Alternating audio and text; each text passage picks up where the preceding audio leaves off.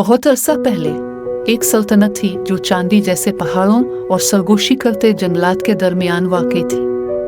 वहाँ इलारा नामी एक नौजवान लड़की रहती थी। इसकी आंखें सितारों की तरह चमकती थीं और उसकी आवाज़ तूफानों को भी थमा सकती थी। लोग इससे बहुत मोहब्बत करते थे, यहाँ तक कि एक दिन एक भयानक वाक़या पेश आया।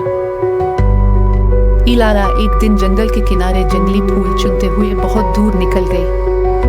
अचानक आसमान पर सियाह बादल छा गए, हवा जोर जोर से चलने लगी और एक अजीम अजदहा वोरथर बादलों से नीचे यात्रा। इसके परों की गरज आसमान को हिला देती थी और आंखें पिघले हुए सोने की तरह चमकती थी। उसने इलारा को पकड़ा और इसे अपने ठिकाने पर ले गया, जो आतिशफिशानी चोटियों पर कायम एक कदीम मीनार था।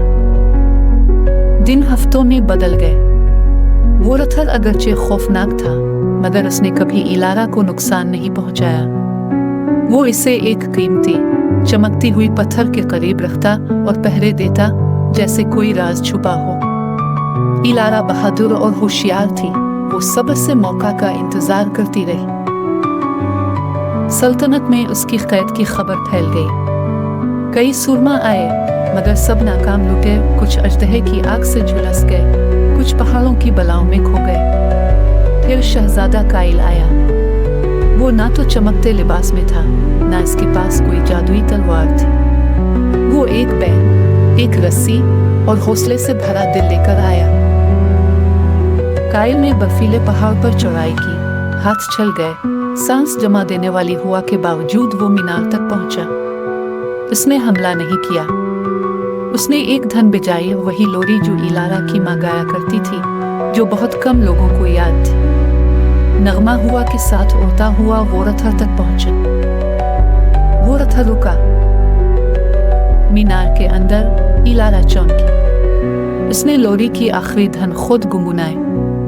अजदहा हैरत में पड़ गया और उसी लम्हे काइल सामने आया।